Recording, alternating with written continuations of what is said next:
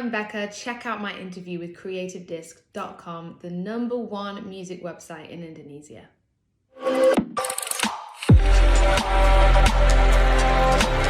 Becca, okay, how are you today? I'm really good, thank you. It feels good to start with people on the other side of the world. That's like a nice start to my day, so I'm feeling great. How are you? I'm fine too. Wow. So you have a lot of energetic mood today, right? Because where are you right now? Where are you right now? So I'm in London, Ludwig. I'm in London. Okay. So what's the time in London right now? Oh my gosh, the time is 8:37 a.m. Oh, is it like is in Indonesia? It's like a 3:37 p.m. right now. Living your best life, and I just woke up, so we make a good combination today. Thank you so much. You too. So, Becca, tell me about your activity during this pandemic time. So I think this has just been a massive year for me, because as much as there's been this massive global pandemic going on, I've also released my first debut music. So as much as it being a difficult year in lots of ways, it's also been one of the best years of my life, which is such a strange feeling to have had both of those things. But yeah, this was the year that I got my songs finished, I released them. So in a lot of ways, it's felt like, yeah, one of the best years of my life, whilst also having some of the biggest struggles. Yeah. So what's your biggest struggle right now in the moment? I think my biggest struggle right now is probably inspiration. Okay. I think at the end of this year, I've really been able to work on how to keep myself, energized and feeling happy. And I think it's just gratitude, just being grateful for the day that I'm in, not worrying too much about the days that are going to come. But I think not being able to be with friends and have that connection, and I guess feel like I can get on with life. So I think that can make me feel a bit uninspired. But also I think gratitude has a way of helping you feel inspired, for sure. Okay, so hello, Becca. Hello. Hey, can you hear me okay? Hello. Okay, Hey. okay. Because this internet is like a lot of unstable. sorry. Don't worry. Is it your internet connection? Hello. Fine. Yes, because in Indonesia is not as fast as in UK, I think. Don't worry. So, tell me about your new song that you collaborate with HONNE called More Than a Friends. Tell us about it. Yeah. More Than Friends is the second single that I've released. It is with my dear friends HONNE, who I love, and yeah, it feels like a really exciting moment. I've had 2 features on their songs, so it's really exciting to have them finally on one of my songs. And we wrote the song about a year ago, and it comes from a bit of a story of my life. So when I was a teenager, I had someone that I loved, and we broke up after about 3 years, which when you're a teenager, 3 years feels like 1,000 years. You feel like you're married. And Yes. and then I had this a year later where I decided I was going to call him, and I realized that he was the person for me. So I rang him up and I told him that I loved him. Oh my God. And then actually he is now my husband. So it all worked out in the end. So the song is it's about my life and kind of going back to tell somebody that I wanted to be with them.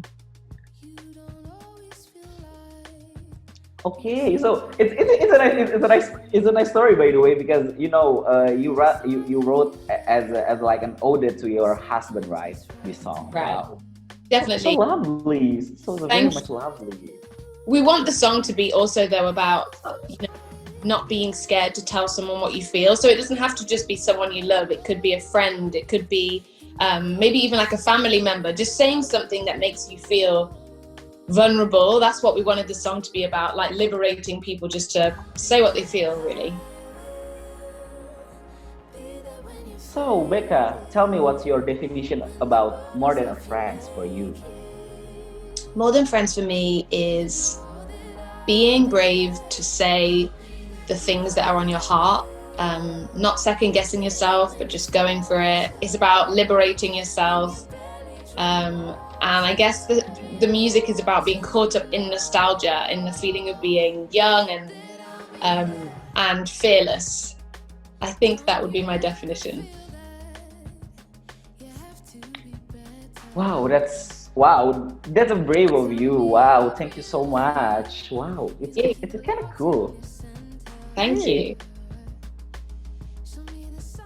So, tell me your first meeting with HONNE until you make music together with them. Yeah, so those guys, I think because we've toured the world together for 2.5 years, when it came to writing for my own project, they were my first go-to. And so we had our first session together, which was the first session I've ever had writing for myself. And I had this idea, which was quite a vulnerable kind of idea. And it was about my husband who'd been struggling with his mental health. And so I took it into the session with HONNE. And we wrote I'll Be There in a day, and I'll Be There is my debut single. And so working with those guys is just, I think it's easy because they're like my brothers. We have a real comfortability together and I really trust them. But writing with people can be really scary. So I feel very lucky to have people who I can trust and who understand the sound, I think is also quite important. So you are already performing in Indonesia with HONNE, right? A few times, yeah, we've done a few shows there and we love it. I love it. So do you have any story or experience about your perform with HONNE in Indonesia? Oh my gosh, yeah, I remember so many things. I remember one incredible festival that we did out in a forest, and it took us about 3 hours to drive there. And I'll never forget coming out onto the stage and seeing like thousands and thousands and thousands of people in this forest, which, you know, you wouldn't think there'd be people in a forest. And when it came to Crying Over You, I remember coming out and just having to turn up my in-ear so that I could hear myself because everyone was singing so loud. And it was such an emotional moment because I just couldn't believe that, you know, people knew this song that I was on. It was very humbling. I love Indonesia shows. You guys you go crazy and you're amazing. You know, because we are in Indonesia, is love HONNE music, because you know, HONNE music is like very, very soothing and very, very, you know, things kind of romantic, but a kind of romantic feeling that you can chill through the night.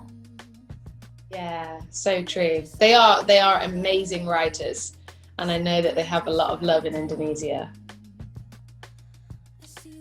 So, talking about your music, Beka, what's your definition of soul music? Because when I heard your music, you've put a lot of soul music on your pop-ish sound and electronic sound. So, what's your true definition of soul music in your passion?